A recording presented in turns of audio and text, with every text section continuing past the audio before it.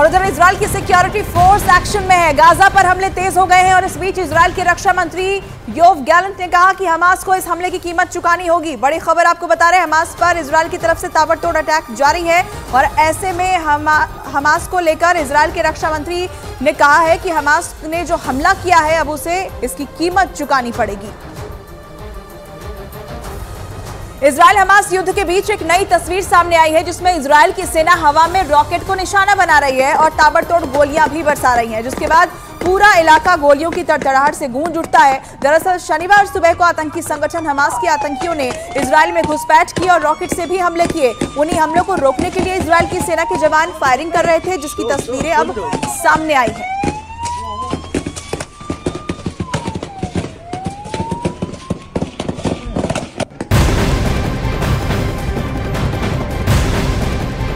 Israel Hamas के बीच भीषण जंग जारी है। इजराइल की सेना लगातार गाजा पर हमले कर रही है। इस बीच गाजा से भी रॉकेट दागे गए, अश्केलन शहर को निशाना बनाया गया। हमले की तस्वीरें भी सामने आई जिसमें गाजा से लगातार रॉकेट से हमले किए जा रहे हैं। इन हमलों को इजराइल के डिफेंस सिस्टम ने नाकाम कर दिया। वहीं इजराइल की वायुसेना लगातार हमास के ठिकानों पर हमले कर रही है। इजराइल ने गाजा में कई आतंकी ठिकानों को तबाह कर दिया है। इजराइल के हमले में गाजा में 400 से ज्यादा लोगों की मौत हो चुकी है।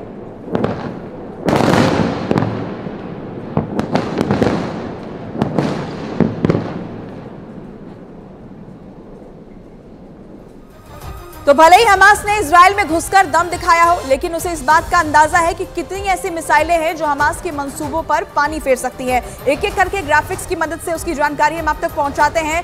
ये दरअसल इजराइल की मिसाइलें हैं। जेरिको 3 ये मिसाइल बहुत खतरनाक है। इसकी रेंज 5600 किलोमीटर है और हमास को डरने की जरूरत क्यों है वो एक एक करके आपको दिखाते हैं। जेरिको 2 मिसाइल भी दरअसल इजराइल के पास मौजूद है, जिसकी रेंज 2800 किलोमीटर है, यानी इस दायरे में आने वाले हर दुश्मन पर अटैक कर सकता है।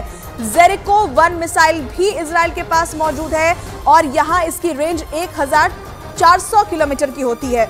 इसके अलावा और कौन कौन सी मिसाइलें हैं उसका भी जिक्र करते हैं। गैब्रियल मिसाइल इजराइल के पास है जिसकी रेंज है 400 किलोमीटर। हमास इसलिए अटैक करने के बाद डरा हुआ है क्योंकि जो इजराइल की ताकत है वो कहीं से कम नहीं है। देला इलाह ये मिसाइल जो इजराइल के पास मौजूद है, इसकी रेंज 300 किलोमीटर बताई जाती है। 300 किलोमीटर तक के दायरे में आने वाले हर चीज को तबाह कर सकती है। लोरा ये मिसाइल भी इजराइल के पास मौजूद है, इजराइल की ताकत को बढ़ाती है, जिसकी रेंज 280 किलोमीटर के आसपास की है। इसके अलावा हार्पून ये मिसाइल बहुत घातक मानी जाती है। इस मिसाइल की रेंज 240 किलोमीटर की है और इजराइल की ताकत को बढ़ाने का ये काम कर रही है। डर्बी मिसाइल भी इजराइल के पास मौजूद है और इसकी रेंज 140 किलोमीटर की है। इसके साथ ही फफॉय की भी बात कर लें, 100 किलोमीटर तक ये मार करने में सक्षम है। ये मिसाइल भी इजराइल के पास फिलहाल मौजूद है, यानी हमास ने अटैक तो कर दिया है लेकिन हमास के तमाम मंसूबों पर पानी फेर सकती है ये तमाम मिसाइलें जो कि इजराइल के खेमे में मौजूद है। और इजराइल इस वक्त गाजा में घुसने के लिए तैयार बैठा है, लेकिन उसे बहुत बड़ी वार्निंग भी मिल गई है। अब इजराइल को समझ नहीं आ रहा कि गाजा में अगर कदम रखा तो कहीं ये उसके लिए इस युद्ध की सबसे बड़ी गलती ना साबित हो। इस दौरान हमास ने फिर से इजराइल पर हमला करके साबित कर दिया है कि वो इजराइल को मारने का कोई मौका नहीं चूकेगा। नेतन्याहू इस वक्त बहुत ज्यादा प्रेशर में आ गए हैं।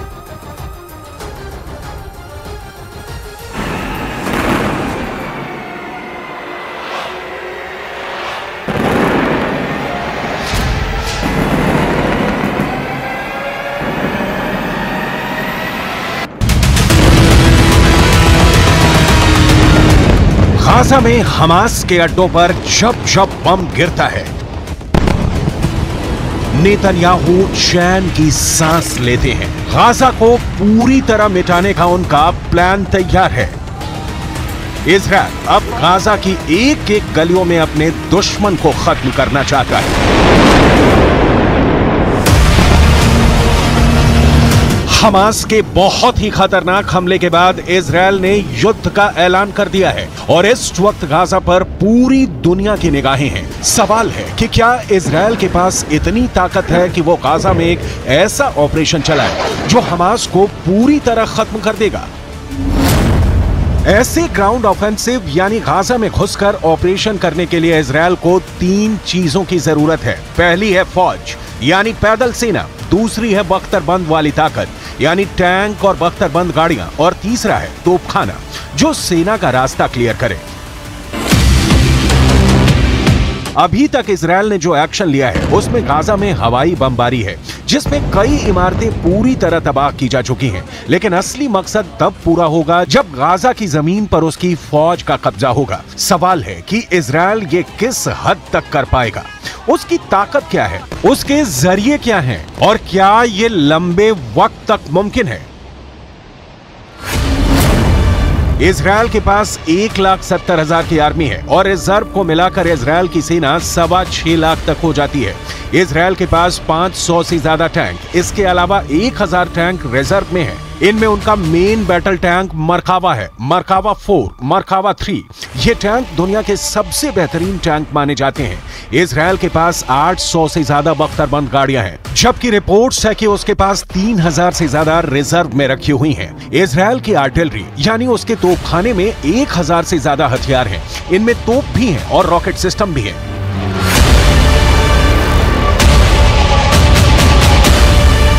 इजरायल की सेना की ताकत पर किसी को कोई शक नहीं। इजरायल अरब देशों के साथ कई युद्ध लड़ चुका है और जीता भी है। इसकी वजह उसकी तकनीक के अलावा अमेरिका से मिलने वाले हथियार भी हैं।